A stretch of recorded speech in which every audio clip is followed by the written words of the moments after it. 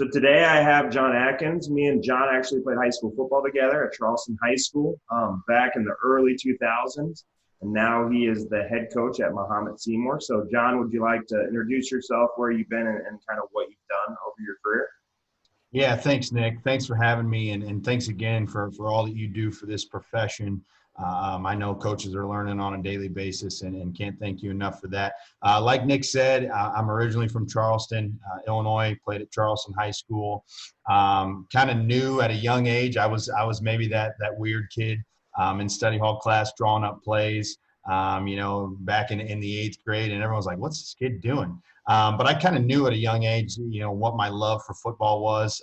Played quarterback, and so that definitely helped. And then shortly after high school, I got my coaching start basically in this profession. My high school head coach was allowed me to come back and be a part of his staff, and I started as the JV head coach. And obviously called the plays there, worked with the quarterbacks, and then in year two, I became the offensive coordinator for the varsity level. And once again, I was very fortunate and lucky to have played quarterback in his system. So I knew the offense very well. And it was a time in his system when he kind of needed to take over some things on defense. So he kind of gave me the reins. And so there I was, a 19-year-old kid, calling plays for a 5A varsity offense. And once again, really got my start there. While I was doing that, I was attending Eastern Illinois University. Obviously majored in health and PE and driver's ed. And so when I finished after my fifth year there, I kind of wanted to become a head coach, and I was 23 years old. And so I applied to Peoria Heights. And long story short, was lucky enough to have gotten the job there. Once again, 23 years old at the time. I was the youngest head coach in the state of Illinois. I had helped out at Eastern Illinois University coaching outside wide receivers for a season under Mike Lynch, who's a great influence. And so I kind of, thought I knew everything, so to speak. And Peoria Heights was, I was lucky enough to have gotten that job. But it was a huge process. When I took that over, there were 16 kids in the program. So there was a reason that they hired a 23-year-old. It needed a lot of work. And I'll never forget when our superintendent told me, he said, "Don't worry, you're young enough that after a year, when we have to fold this program, you'll be able to find another job somewhere." And he followed that up by saying, "Not even Vince Lombardi can win here, so good luck." Most people would probably run from that statement. But like I said, I was young and full of this energy and kind of took it on head on as a challenge, so to speak. And fortunately enough, being there for 6 years, we were able to make the playoffs for the third time in school history. We were able to beat our rival for the first time in school history. So, and then all encompassing, we were able to get our numbers up to over 50. And it took work. I got to be honest with you. I'll never forget the first day, of summer, and I told the kids about the weight room. Half of them didn't even know where it was, and that's not a joke. They'd never been there, let alone lifted a weight. So we really had to start from the ground up, and kind of suffered my losses,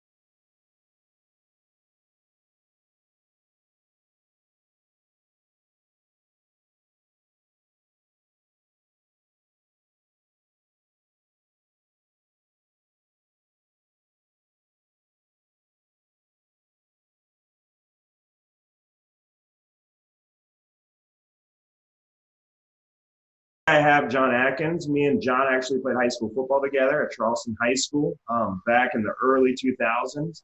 And now he is the head coach at Mahomet Seymour. So, John, would you like to introduce yourself, where you've been, and kind of what you've done over your career? Yeah, thanks, Nick. Thanks for having me, and thanks again for all that you do for this profession. I know coaches are learning on a daily basis, and can't thank you enough for that. Like Nick said, I'm originally from Charleston, Illinois. Played at Charleston High School. Kind of knew at a young age. I was maybe that weird kid in study hall class drawing up plays. Back in the eighth grade, and everyone was like, "What's this kid doing?" But I kind of knew at a young age, what my love for football was. Played quarterback, and so that definitely helped. And then shortly after high school, I got my coaching start basically in this profession. My high school head coach was allowed me to come back and be a part of his staff, and I started as the JV head coach.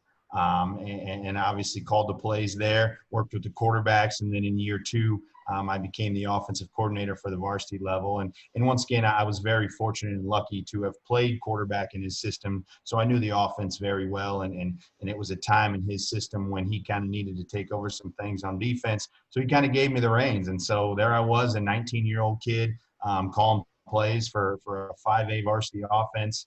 And once again, really got my start there. While I was doing that, I was attending Eastern Illinois University. Obviously majored in health and PE and driver's ed. And so when I finished after my fifth year there, I kind of wanted to become a head coach, and I was 23 years old. And so I applied to Peoria Heights. And long story short, was lucky enough to have gotten the job there. Once again, 23 years old at the time. I was the youngest head coach in the state of Illinois. I had helped out at Eastern Illinois University coaching outside wide receivers for a season under Mike Lynch, who's a great influence. And so I kind of, thought I knew everything, so to speak. And Peoria Heights was, I was lucky enough to have gotten that job. But it was a huge process. When I took that over, there were 16 kids in the program. So there was a reason that they hired a 23-year-old. It needed a lot of work. And I'll never forget when our superintendent told me, he said, "Don't worry, you're young enough that after a year, when we have to fold this program, you'll be able to find another job somewhere." And he followed that up by saying, "Not even Vince Lombardi can win here, so good luck." Most people would probably run from that statement. But like I said, I was young and full of this energy and kind of took it on head on as a challenge, so to speak. And fortunately enough, being there for 6 years, we were able to make the playoffs for the third time in school history. We were able to beat our rival for the first time in school history. So, and then all encompassing, we were able to get our numbers up to over 50 and it took work. I got to be honest with you. I'll never forget the first day of summer, and I told the kids about the weight room. Half of them didn't even know where it was, and that's not a joke. They'd never been there, let alone lifted a weight. So we really had to start from the ground up and kind of suffered my losses, multiple seasons of 0-9, and then I think a 2-7 in there. But like I said, at the end of the day, we were able to make the playoffs for the third time in school history. After that, after 6 years of being there and kind of turning that around and getting to the playoffs, I wanted to take on a bigger and better task, so to speak. And kind of build my resume and see maybe where I could get this thing to go. So I took on a job at Jerseyville, Jersey Community High School. That's in Jerseyville, Illinois. And I was there for 2 seasons. When I got there, it was more of I had to fix the program, but not in a Peoria Heights way of teaching the kids where the weight room was and building, but more so of building relation and kind of mending some relationships that maybe football had lost amongst the community and then the other sports. And so once again, that was a task and a challenge that I was more than willing to take on. That being said, we were able to increase our numbers each year that I was there. We fielded 3 levels for the first time in the last 5 years before I had gotten there. And then we were able to double our wins in both years of me being there as well. So all in all, it was a step up the ladder, continuing to build that resume. And I'm going to talk about this here in a little bit too, but at the end of the day, after year number 2, my wife wasn't happy. I had taken her away from her hometown for the first time in her life. It was a rural community, not the big city life that she was used to. And so she really wasn't happy there. And so we had to kind of look for not only my continue to build professionally, but for her to be able to be comfortable and be in a situation that she enjoyed as well. So that being said, after year 2 at Jerseyville, things happen for a reason. I truly believe that. But we decided to move down to Florida. We went to Cape Coral High School in Cape Coral, Florida, where I was the assistant head coach and defensive coordinator under Dale Moore and his staff. And once again, what an awesome opportunity it was for me to coach Southwest Florida football, to be the defensive side of things, and I'll touch on that here in a little bit as well. But once again, to build that resume, 5A school down in Southwest Florida, being the defensive coordinator, and then obviously Florida, the weather, making my wife happy helped as well. But we were only there for a year, and I had kind of told my wife that my goal was 2 to 3 years and then kind of see where the future took us. But after being down there a year, my dream job opened. And this has been something that since I was a junior in high school, I wanted to be the head coach at Mahomet Seymour High School for 1,000,001 reasons, and probably touch on that here in a little bit as well. But after that 1 year in Florida, this job came available, and I went home and looked at my wife and said, hey, and we had talked about it even back in our Peoria Heights days. And so she knew, and she said, absolutely, you got to go for this. And so long story short, put in for it, and then got the job. And last year was my first year here. And so kind of, got my toes in the water a little bit, but now I feel like we're hitting the ground running and definitely got the program headed in the direction that I and we want it, so to speak. But, going back to Florida really quick, the things that I had learned there and just the different, way of the game, so to speak. And then, like I mentioned, being on the other side of the ball, I'd been an offensive coordinator, whether it was when I was 19, coaching at Charleston, and all through my 6 years at Peoria Heights and then my 2 years at Jerseyville, I had only called the offensive plays. And so getting the chance to call a defense, and we were the number 6 ranked team or defense in the state of Illinois or state of Florida at the time. And that's all due to the players, but it definitely gave me a perspective on that other side of the ball and continued to help me grow as a coach, so to speak. And I'm going to touch on this here in a little bit too. So when I came to Mahomet, this is the first year, or last year was the first year that I've never called the side of the ball. I hired an offensive coordinator and I hired a defensive coordinator. And like I said, I'm going to touch on that here in a little bit with some of my other answers. But that was new for me and definitely different, but different in a good way. And I'm happy that I decided to do that. So that being said, that's a little bit of my background. I'll talk about some influences here in a little bit, but definitely, kind of continued to build my resume through the gamut of moving, and once again, was very fortunate enough to be able to land that dream job here at Mahomet Seymour High School. All right. Well, my first question, and I've seen a little bit of it, and obviously you've done a nice job. You put on a clinic for a bunch of coaches, well attended, and I was able to speak on that, which was awesome. Is how are you handling this situation? I saw some videos of your kids doing push-up competition and different things, but what other ideas have you done, and then how else are you handling this situation? Well, I think that's a great question, and like you've already mentioned, whether it was through the clinic or just through making relationships, throughout all of this is continuing to learn, right? Like Coach Delgado in Riverdale, down in Florida, he gave me some ideas, and then Coach Anderson out in Idaho has given me some ideas. So I think continuing to listen and grow in this profession has made my kids better. But with all that being said, I think the number one thing is continuing to stay positive, and not only for myself to be positive through all of this, but my kids need to stay positive. They're upset that they don't get to hang out with their friends and be in the weight room and get stronger and run 40s and shuttle runs and catch balls. So to continue to keep them positive on, hey, everything's going to be okay. Let's get better. Let's control what we can control, so to speak. I think has really been the number one factor that I've tried to do throughout all of this.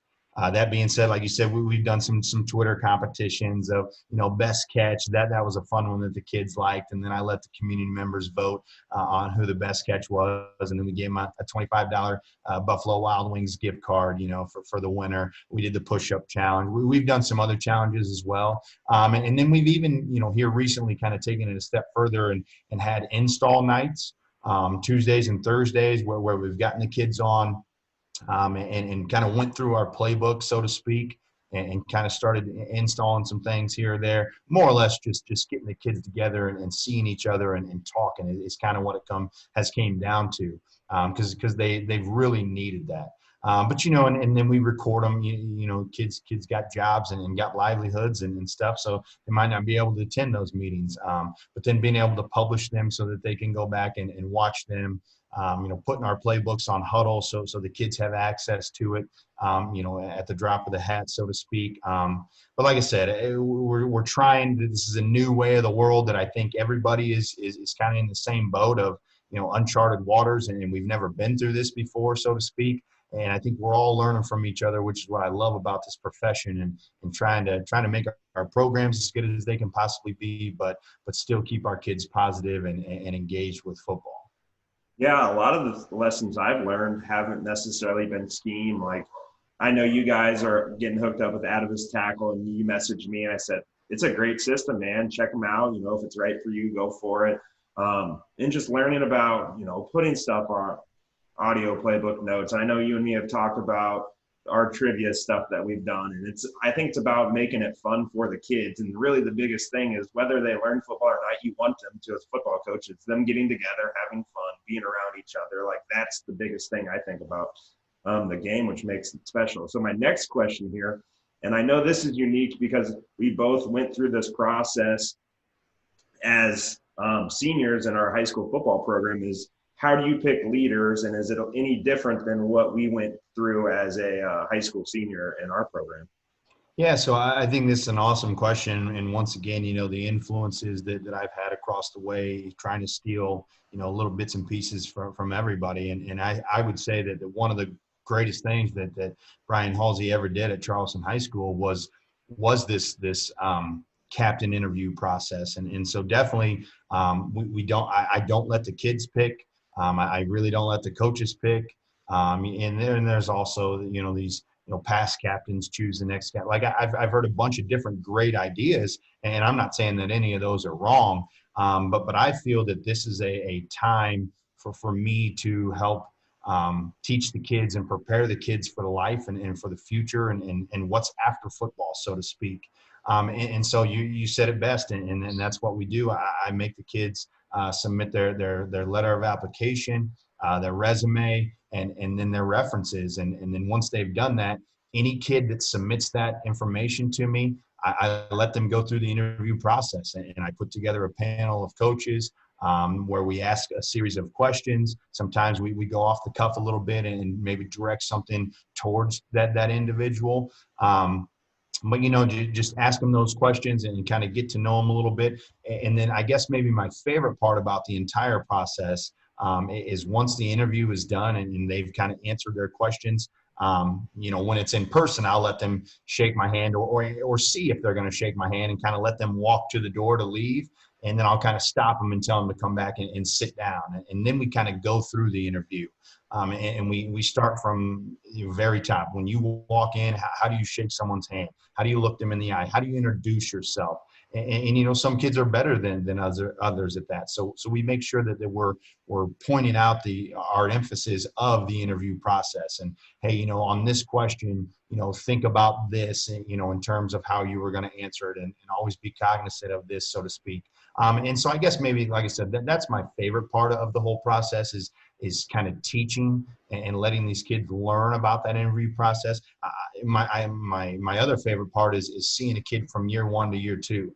Year one, he'll come in with typically a thrown together resume and kind of thrown together letter of application. And it's funny because you can really see that kid take coaching firsthand.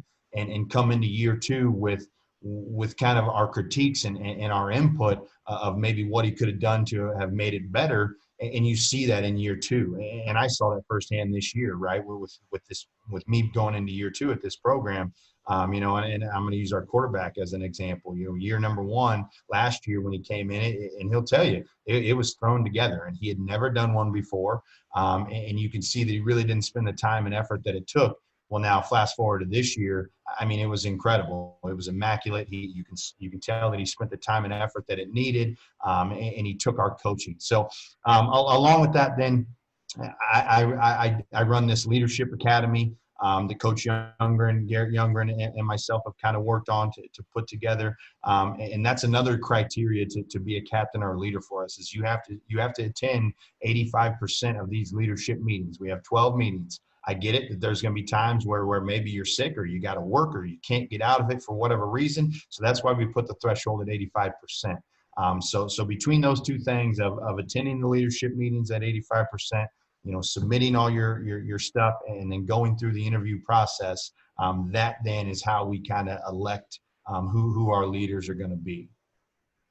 I really like that. And I do think, that kid, maybe a junior that applied, that threw his stuff together, like that came back, like you're saying, your quarterback, it meant something to him to make sure that he came back and did a really nice job regardless, And I think the nice thing we always talk to our kids, whether you're a captain or not, is you can be a leader and you can control what you can control. So I'm glad you said that because, and that's, maybe I should have prefaced this at the beginning. We don't put a limit or a number on who can apply or how many. So we had 2 freshmen go through the process this year. And that's exactly what I want. There's no reason why a freshman can't get better at the interview process or learning the leadership stuff, through that leadership academy. And I got 3 more years with those kids to continue to develop them and get them better. And so, and like you said, I tell the kids all the time, really, I don't care who goes out for the coin toss. To me, a captain is not going out for the coin toss. It's what are you doing when no coach is around? What are you doing in the locker room? On the field, maybe when adversity is struck, or at the practice field, once again, when no coach is around. That's when we need leadership. And so I feel like it's my job to create as many leaders as I possibly can.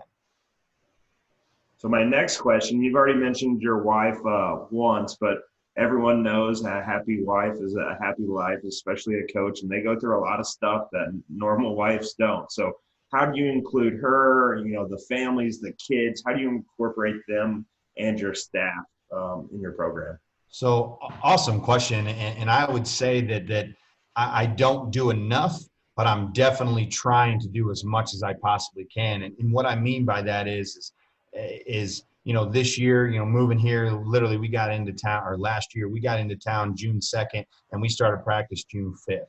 And so that time, that gap, long story short, we had to get a rental house in year number 1. And so it wasn't conducive for me to maybe invite those families over, let the kids hang out, so to speak. Whereas now in year 2, since then, where we bought a house, obviously more conducive, and we're going to do more family-oriented things by having the coaches and their wives and their kids come over and be a part. But that being said, like I said, I go back to, but still trying to do as much as I possibly can. And we did. We held coaches meetings where the wives got to come. We let the kids hang out together. There's a little section of the football at football games, kind of where the wives and kids sit together that my wife kind of started. But and then just trying to include them in everything possible, whether it's at practices. I always invite the wives and their kids out to come and be around their dads, right? But at the same time, be around our family, because at the end of the day, there's 96 kids and 14 coaches, but then wives and kids included. And we're all one big family. And so like I said, whether it's cookouts, whether it's team meals, whether it's introducing them at team functions, any chance that I get, I'm just always trying to make them feel included. And you said it best too. My wife does an incredible job of this. She is top notch, a football coach's wife. She is very outgoing, and she's going to go meet those other wives and introduce herself and introduce our kids and let the kids play together. She has taken on that role and exceeded tremendously in that. And this will kind of go along with my next question. It's going to be about how do you recruit the hallways, but I think also wives can help recruit other kids' moms that maybe the mom's against their kid playing football, and all of a sudden your wife and them are in a workout class and they're like, well, this is maybe not so bad. This lady's nice. And now you got a 6'4" wide receiver out there that's pretty good because your wife helped recruit her. So how do you recruit the hallways? I know here at Rose, man, I'm always basketball players that are sitting on the bench like, hey, you're 6'4" and physical, but you can't shoot. Like, you could come play defense for us. So we try to recruit as much kids that are athletes on our campus that have never played college football, and we go after those kids. So how are you recruiting those kids there in your hallways? Yeah, you're exactly right, and I want to start by saying this. This year was the hardest year that I've ever had to try and recruit them, and I say that because I taught junior high PE this year, and this is the first time I haven't been in the high school building. I was in the junior high building. Obviously, that has now changed. Moving into year number 2, and I'm going to teach high school this coming year. But it was different for me because, like you said, I'm used to being able to see the kids in class or in the hallways or even at the lunch table or whatever that looks like. And I didn't really have that luxury this year. So I made it a point, my first hour playing period, I would come and literally stand in the hallways and shake hands with kids and say hi and introduce myself. I would come over in my 2 lunch periods that I have. I would literally spend them over here at the high school cafeteria, not only talking to our players, but then, all the other players as well. And then at the end of the day, I had another period where I was able to get over here. And like you said, I used that period to kind of go to the PE classrooms and see the kids, firsthand and be athletes. But it was definitely something that was different for me, but I had to make it work, right? Because we're always trying to recruit the hallways. We're always trying to get those numbers up. I'm going to now backtrack a little bit too, because I think another important factor is getting the relationships with myself and the other head coaches. I became really good friends with our head baseball coach and our head basketball coach, and I think that has helped. If we didn't have that relationship, I don't think they would stick their neck out for me and say, hey, you really should go give football a try. And so having them on your side as well, because like you said, you see that kid sitting on the bench of the basketball game, and you want to recruit him. But I think what would help get him out there, and what I've seen firsthand helps get him out there, is if also that basketball coach is saying, hey, why not go give it a try? And I think you're like Coach Adkins and playing for him and et cetera, et cetera. So like I said, just trying to do as much as possible, make things fun. I think we had talked about this earlier, right? The kids want to have fun. So anything that we can do, the music at practice, right? Everybody's going to that now. But literally every Popsicle Thursdays we have ice cream sandwiches for turnovers. Like, it sounds crazy, but as much as we can possibly do to get these kids to have fun and enjoy being a part of this program is only going to continue to build our numbers, because then the word spreads, right? And so it's like, what can you do to continue to build your numbers, even though maybe you're not winning 9 state titles in a row, so to speak, right? Like your record might not be what you want it to be, but how are you continuing to grow your program? And I think that all comes back to, because the kids are enjoying themselves, they're having fun, they're loving being a part of that family atmosphere, and that word spreads. And all of a sudden, that kid playing on the basketball team is like, hey, I want to go give this a try. These kids are having a lot of fun. So like I said, it was different for me this year, but I had to find a way to adapt and overcome it and do the best I could, and certainly going to continue to I'll never stop recruiting the hallways for sure. Well, one positive thing of maybe teaching junior high PE is the fact that you're already on the 7th and 8th graders about playing football for you here in a few years. So that's probably a good thing that you influence those kids a little bit. So I'm glad you brought that up too, because I took on a 7th grade basketball job this year, and I was coaching 7th grade basketball. And obviously I like the game of basketball and played it and have coached it for years. But you're absolutely right. The other aspect of that is getting to know those kids at the 7th grade level and build that relationship. So then hopefully in turn they play football for you when they get to high school. So yeah, as much as it was maybe difficult to get up here and recruit the high school hallways, getting to build those relationships and meet those kids at 6th, 7th, and 8th grade was definitely a huge plus for this program in the future. Yeah, because a lot of times those kids are making the decision whether they're going to play football in 6th, 7th, and 8th grade. And if they can get out for the youth leagues then and have a good experience, then they're more likely, obviously, to play in high school. So my next question is, what is the best culture things you've done?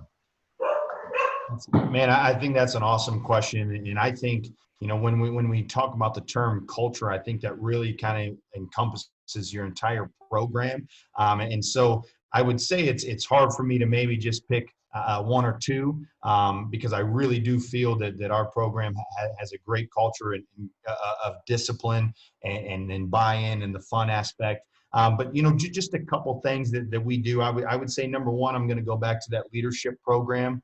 I think that 12-week course of putting the kids through, anyone that wants to learn about how to become a leader. To me personally, I think that's a lost art in society. I think we have more followers than we do leaders. And so I think it's my job to try to create as many leaders as I possibly can.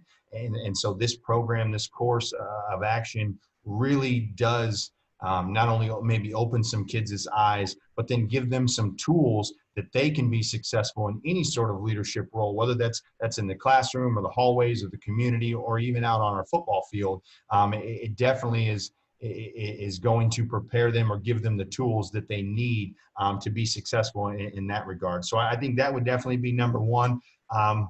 If I had to pick a number two, one of the things I like that we do to kind of encompass the community is our Fired Up Fridays.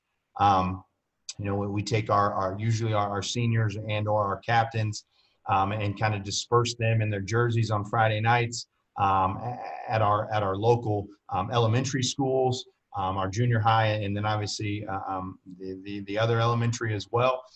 So kind of shaking kids, giving kids high fives on a Friday, getting them excited, and just kind of getting our name out there as much as we can. We went to the local grocery store last year and helped bag for 20 minutes before the kids had to go to school on that Fired Up Friday. So I think that is something, like I said, that we're doing to give back to our community and still get our football name and those kids out there and getting those community members to see really just the good things that these kids are doing. Another one of my personal favorites that we do is our senior night walk, Boys of Fall. And I'll talk about that in the Boys of Fall aspect. But so before every single game, as a team, as a program, we walk the field, right? So from end zone to end zone, kind of that mental preparation of the game, maybe see the turf, get yourself ready to play, maybe just got off the bus. So we're always gonna walk the field. One of the first things that we do, and so what I'm getting at is on senior night, typically our last home game for those kids. I have the rest of the underclassmen kind of line the sidelines and kind of form a tunnel when they're finished. But I take just the seniors and let them go out and they walk the field for their last time. It's a huge sentimental moment. I wish, I had the opportunity to walk on, our high school field maybe one more time to bring back some memories, et cetera. And so to give those kids that moment to relish in the fact that, you're never going to get a step on this field again, soak it all in, so to speak, and take that deep breath. It gets extremely sentimental and emotional. And we play Boys of Fall, the song by Kenny Chesney in the background, which I think definitely adds to the emotional aspect of it as well. But it's something that once again, I think the seniors look forward to, not that their season being done, but just that opportunity as a class to step on their field and walk their field one more time, so to speak. I definitely think is something that they're going to cherish and remember for the rest of their lives. The very last one that I'm going to pick out, and like I told you, I'm sorry, I just can't pick one. But I actually got this from Coach Allball at Champaign Central when he was there, and we call it the day. And so each day we'll load up an ice bucket and throw about 6 to 12 Powerades in there, and then after practice, I let each coach grab a Powerade and kind of talk about why they're giving so-and-so their Powerade player of the day. And so not only is that their time to kind of embrace that kid and let everybody hear, what that kid did today and why he's getting that Powerade. But it also gives that kid a nice cold Powerade after a long, hot practice. And once again, as crazy as it sounds, like I've had kids tell me that one of the reasons that they continued maybe through the summer or through the grind of the middle of the season or whatever is because of that power that they've gotten, that they felt a part of something and it kept them going and striving for more, so to speak. And so, like I said, going back to the culture piece, I think that's another way that we've gotten kids the buy-in and the fun aspect and keeping them around and apart. So Awesome. I want a Powerade. It's going to be hot here later this afternoon. Maybe I'll give extra effort, and my wife will give me a Powerade. So obviously, you've been at a lot of different situations. You coached down in Florida. You coached defense. You talked about you've been at a program that started with 16 players in a bigger city in Illinois. You've been in the middle of nowhere in Illinois. You've been now at a program that has a pretty proud tradition before you got there. What are things you've learned kind of along the lines that you'd like to share? Man, I think this is the $1 million question, right? Like, and I feel fortunate enough to have learned so much over the years. But I think the main thing that I've learned is to be able to listen. And what I mean when I say that is listen to your influences that are around you. And I get it that I get the title of head coach, et cetera. But you're only as good as your assistant. And your program is only as good as everyone involved in it. So to be able to listen to people, to take their input and make that program better at the end of the day, and I didn't mention this earlier, but one of the things we do as a staff is at the end of each clinic season, I ask each one of my staff members we have a staff meeting and they come to the table and share a 2 to 5 minute presentation presenting something to me and to us that can make our program better. I've been fortunate enough to be a head coach for multiple years now, but I still don't think that I know it all, so to speak. And I want to continue to make this program better. And so by listening and being open, and hearing your influences, I'm gonna touch on this for a little bit too. I was fortunate enough, at Charleston High School, 2 of my major influences were Brian Halsey, and then Steve Beaker, who's now won multiple state titles. Those guys were instrumental in helping me get through this. At Peoria Heights, I was very lucky to have met Garrett Youngren. He was a young aspiring guy, and I mentioned leadership earlier. Like, he had all these awesome ideas that we were able to kind of bounce off of each other. My mentor there as well was John Smith, who was a former head coach who had been through the ringer before. So to be able to listen to him and take his input and ideas and direction definitely helped mold me. When I got to Jerseyville, that's where I got to meet Billy Yates and get his defensive perspective on a lot of things. Scott Tonser was the athletic director that I worked for at Jerseyville, who had been a former head coach. And so once again, listening to these guys' ideas and thoughts and concerns, so to speak, maybe. At Cape Coral, I got to meet DeAndre Simmons and his weight program and the way he does things with nutrition. Jay Jones and some of his offensive, philosophies and with his two-back stuff. And once again, I just think if you listen to the people that are around you and let them have an influence in your life and in your future and in your coaching career, I think it's going to help you grow as a coach.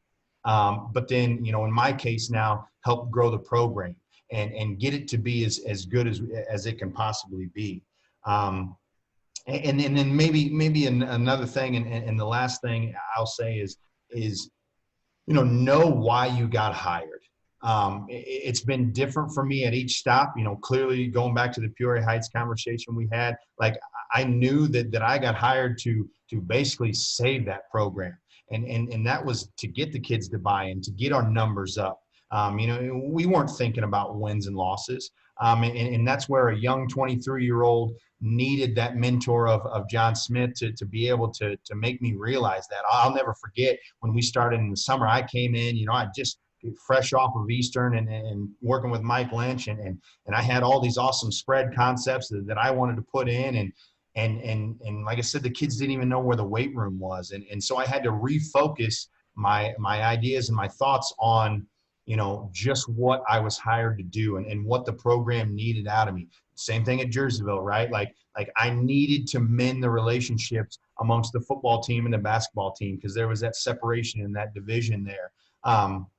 Same thing moving here. And I talked about how, for the first time in my career last year, I wasn't a play caller. That's because I knew why I got hired here.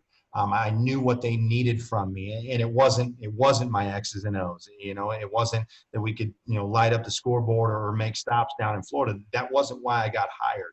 So to be able to know just what you were put in to that position for, and if you can continue to remind yourself of that, and then try to achieve that goal or that job, so to speak.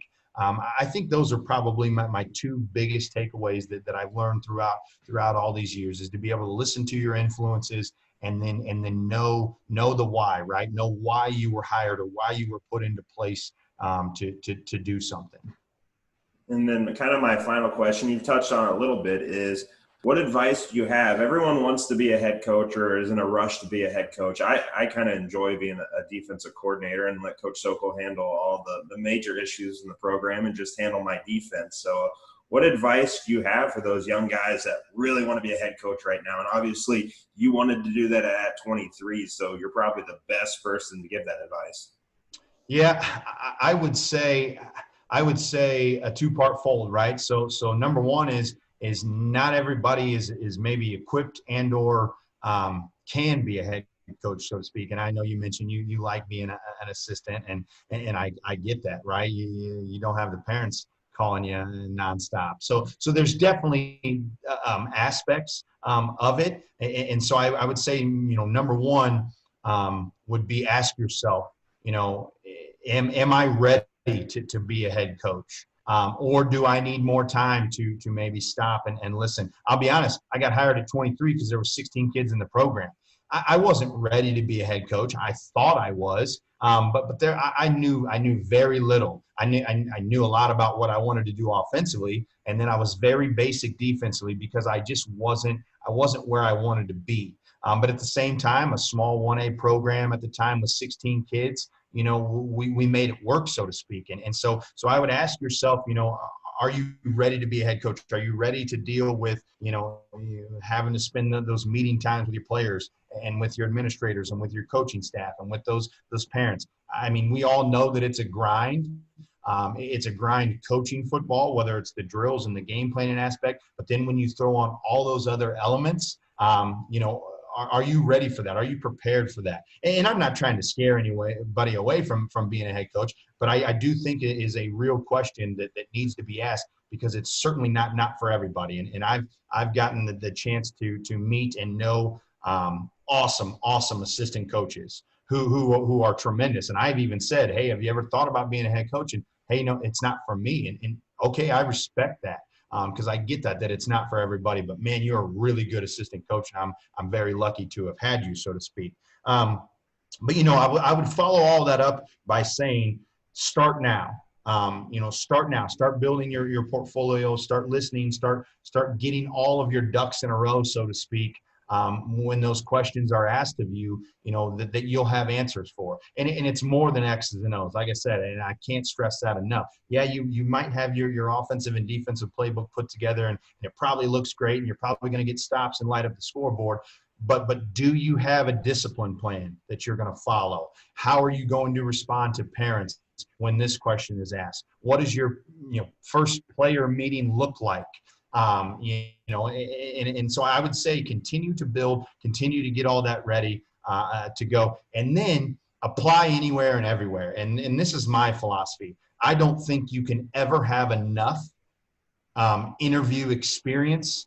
And I say that because, there were multiple jobs that I had put in for along this way. Some of them I knew that even if offered, I wasn't going to accept, but I wanted to stay sharp. I wanted to stay fresh in my interview, and I knew I was going to get different questions asked. And I'm not going to name the school, but there was a school that I applied for that talked to me about or asked me some questions regarding some topics that I had never been a part of or been around or knew much about. And so to be able to prepare myself for that type of question, but then to be able to answer it once again, now if I go into an interview and that maybe comes back up, well, I've already been through that sort of question and or process, so I feel comfortable in giving you this answer. So I truly don't think you can get your name out there enough, apply enough. I'm going to share a quick little story. I think one of the things in this factor right here, I applied for the job at Morton High School where Dr. Hall was the superintendent. Come full circle, Dr. Hall is my superintendent here at Mahomet Seymour. And who knows, maybe if I had never went through that process and having her ask some of those interview questions and me not getting my name out there, would I have gotten this job? I would like to think that I still would have, but you don't know. And that's maybe what my advice is don't be afraid to apply anywhere and everywhere. Even if you don't want the job, politely turn it down, but you still were able to get that interview experience and go through the process. And I'm going to end with this, Nick, and I'm sorry that I'm taking up so much time here, but don't be afraid to continue to adapt and grow. And Nick knows, and I know that there are certain cases where people are very set in their ways and maybe do one thing and this is how we're going to do it. To me personally, I think you're doing your kids and your program a disservice if you're doing that.